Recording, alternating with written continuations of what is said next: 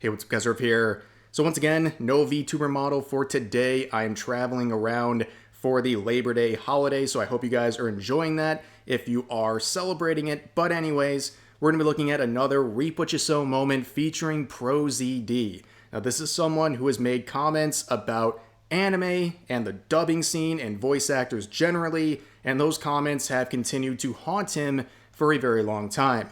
Now, in case you're not familiar with who this guy is, he is someone who blew up on YouTube, where for years he made very successful sketches that are anime themed, and eventually he got some opportunities in the anime voice acting dub scene.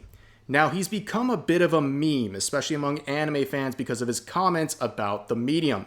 While his virtue signaling on places like Twitter has gotten seal claps from members of his industry and some of the most annoying users on social media, a lot of other anime fans, specifically dub fans, are pretty annoyed with some of his comments, especially the ones where he is very hypocritical. He is someone who has advocated for censorship of anime that he considers yucky or gross. And he's also made a lot of comments about authentic casting, which is a very, very hot button issue. Seems very basic in terms of how normal people react to it, but a lot of people are trying to virtue signal. They've been pushing this authentic casting thing for a long time, and ProZD is one of the people at the helm of that movement. Now, when there was a recent project announced, Knights of Guinevere, people were looking at this and then seeing the voice acting cast for the characters, they noticed one thing: ProZD playing this specific character. Now, you look at the two right there side by side. Uh-oh. Looks like their ethnicity doesn't really match up. Now, if you're not someone who advocates for authentic casting and, you're a normal person, you don't care about this. But the reason people are in the comments section like this pointing out hypocrisy, it's because he has pushed for authentic casting time and time again, where he wants the ethnicity of the character to match the ethnicity of the voice actor playing them. And this is something he was called out for about 2 years ago. He kind of fell on his own sword with this concept. This is why people are so fired up to see him taking this role. It all began with this situation involving a Bleach dub for the character Yoriji. And originally, this character was played by the voice actress Wendy Lee, who, as you can see, is a white woman. And she's playing a darker skinned character. Nobody cared, right? She did the role for years. Everything was great. But then there was a recast where a different voice actress, Anaris Quinones, who has darker skin, then took over this role, at least very briefly. And people were making tweets like this, seeing one and one together and thinking, why would you needlessly recast the voice actress for this character when clearly Wendy Lee also wanted to reprise the role? What is going on here? Is this an attempt to virtue signal and promote authentic casting? And eventually, citing complications with scheduling and some confusion, they would give back Wendy Lee the role. So she would end up reprising the role, but people in the voice acting scene and their supporters were very upset about this, where people were crying foul, that there was something not right about this. And they were even pointing out Wendy Lee's reaction on social media once she did get her role back, saying she was being insensitive to those comforting Quinones after the recast. And quoting a related post, ProZD would say the recast was already unacceptable, but this is just the effing yikes on top. Now, the last part is referring to what they believe are insensitive comments she was making about the situation, referring to Wendy Lee. But as you can see, the first part is making it very clear. He's implying that the recast, that Wendy Lee getting her role back, was already unacceptable. And reading between the lines in his support of authentic casting, the only explanation is that he thought she shouldn't play that role because her skin color didn't match up with the character. And this is something he made very clear in an interview around that time. Do you feel like your opportunities are limited? Do you feel like more opportunities would be open to you if you were, a white male, being by what you've seen so far?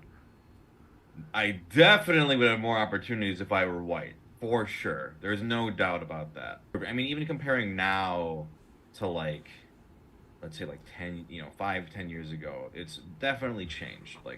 I think studios are much more aware of hey, we should, cast authentically,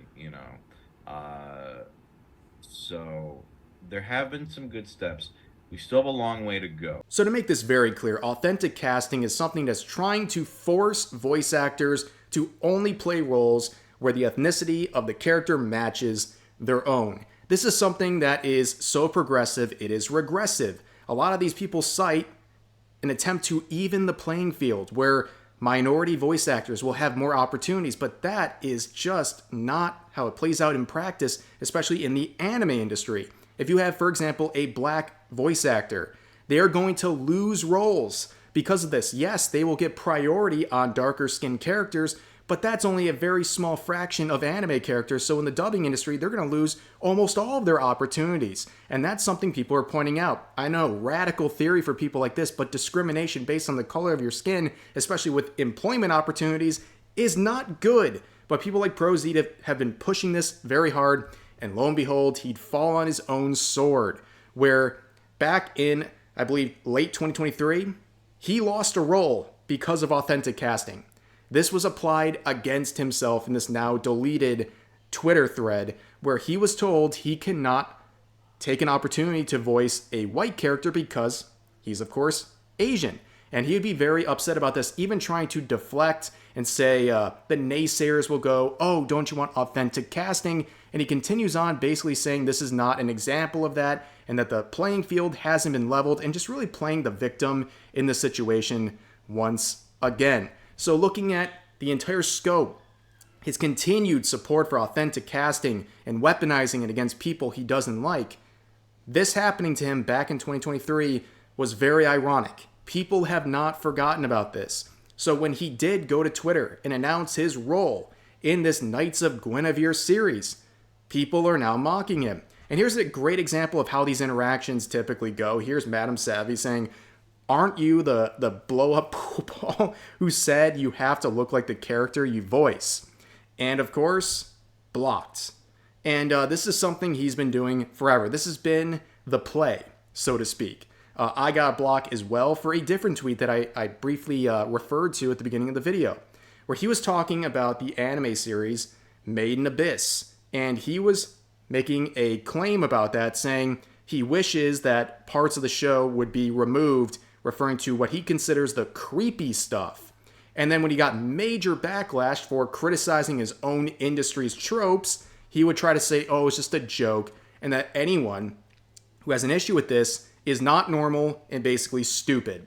And I made a very bland post, not even directly interacting with his post, rather a screenshot, and I would get blocked. And I thought it was a very mundane thing, but it was too much. That's been the play for him, is to block anyone who criticizes him one way or another. And that has been confirmed again. Just before recording this, he did make a response to everything going on with the current series he's voicing in.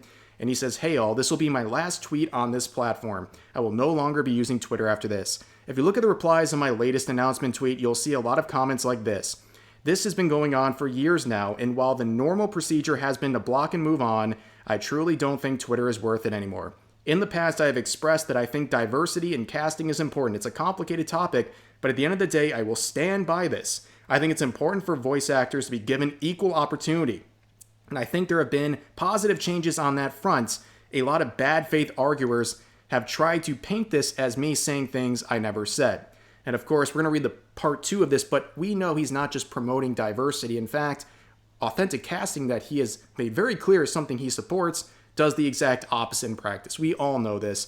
It's ruining a naturally, very organically diverse industry where your looks shouldn't matter whatsoever. It's just the quality of your voice acting skill. But anyways, he continues on saying, I've been reluctant to address this for years because I know a lot of these people will not listen to reason no matter what I say, and I have not wanted to add to this ongoing drama. Twitter especially is a cesspool for hatred, and it's been awful these past few years, but I think it's important for people to know that this has been happening. This is the last time I'll comment on any of this. Goodbye, Twitter. You truly suck. And he gives 3 examples of cherry-picked comments, most of them with only a few likes, where they're saying things about his race. Obviously, very aggressive comments, but he's cherry-picking these responses to make it sound like he is the subject of racism. Like, that's the only thing going on here. Now, this is part of the reason why I always say this type of stuff detracts from the real criticism.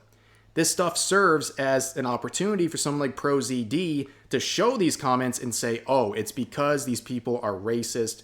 They're just, acting outrageous. They're doing these things while deflecting all the valid criticism people are actually giving. That's why you don't give people like ProZD a chance to play the victim. And that's what he did immediately. He doesn't address any of the criticism about his support of authentic casting and how he is quite literally violating his own principles by taking this role.